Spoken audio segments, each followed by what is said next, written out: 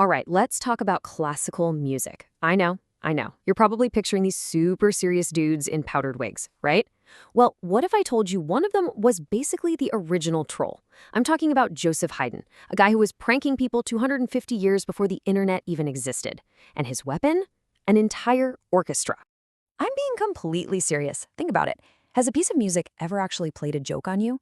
If you've ever listened to Haydn, the answer is probably yes, and you might not have even known it was happening. So just picture this. You're at a fancy concert in London, way back in the 1790s. The music is beautiful, it's quiet, and maybe, just maybe, you're starting to doze off. Well, Haydn looked out and noticed people were literally nodding off in their seats. But instead of getting mad, he got clever. He wrote a piece that starts out super quiet and gentle, and then, out of nowhere, bam, a single massive, ridiculously loud chord just blasts everyone awake. It was a musical jump scare, and it was 100% on purpose. But how did this guy become a legendary composer with such a wicked sense of humor?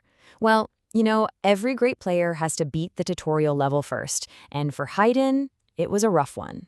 So he was born with some serious talent, but his childhood was definitely no walk in the park. At just 6 years old, he got sent away from music training, where he was often hungry and life was really strict. By 8, he was a star choir boy in Vienna, but then his voice changed.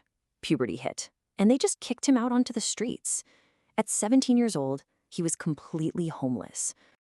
I mean, talk about a contrast. One minute, he's got this structured life with singing lessons.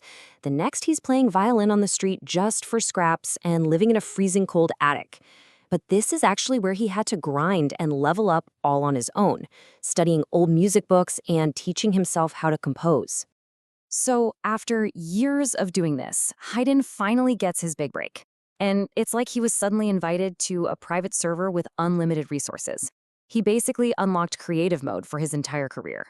He landed a job with a super wealthy Esterhazy family. For almost 30 years, he lived at their giant, isolated palace.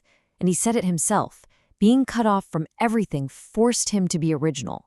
Think about it. He had a whole orchestra ready to go every single day. He could write down a crazy new idea the morning and hear it played perfectly that same afternoon. It was the ultimate music lab. And inside this lab, he basically wrote the rules from modern music. Take a symphony, for instance. Before Haydn, symphonies were kind of like short, simple side quests. He's the one who turned them into an epic 4-level boss fight. Yeah, he created the whole structure. You've got level 1, the fast and epic intro that gets you all hyped up. Level 2 is slow and emotional, time for the feels. Level 3 is basically a fancy dance-off. And level 4 is the grand finale, fast, exciting, and full of energy.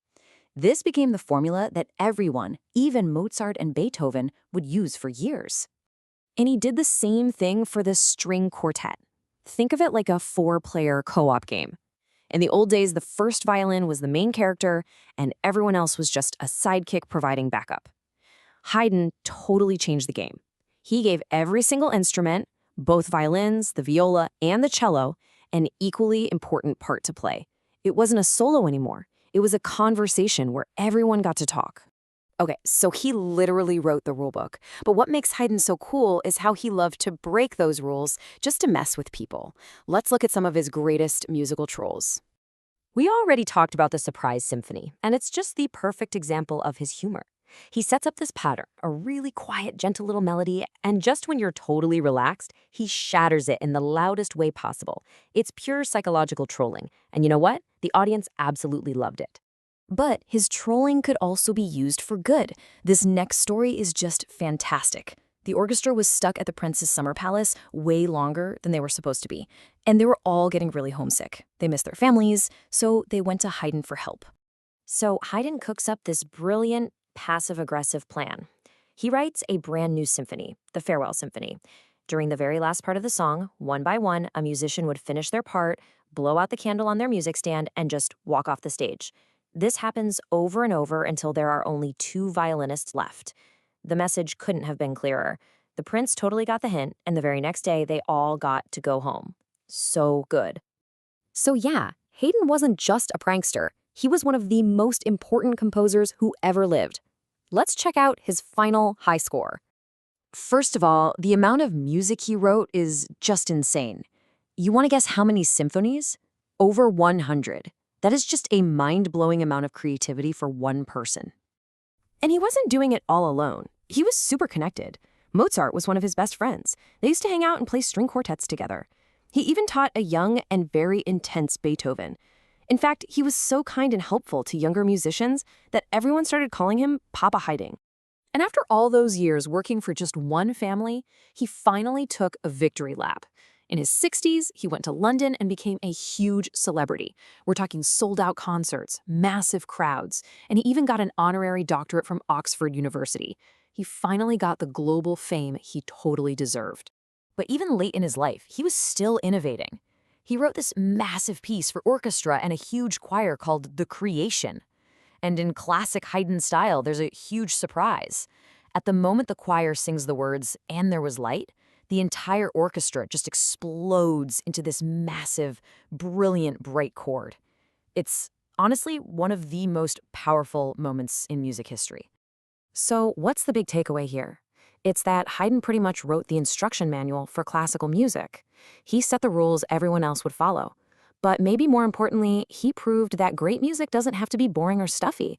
It can be clever, it can be surprising, and it can be seriously fun. So that leaves me with one last question for you. If Haydn were around today and had a YouTube channel, what do you think his most viral video would be? A reaction video compilation to his surprise symphony? A how-to on passive-aggressively getting out of work? Let me know what you think. And next time you're listening to some quiet classical music, maybe don't get too comfortable.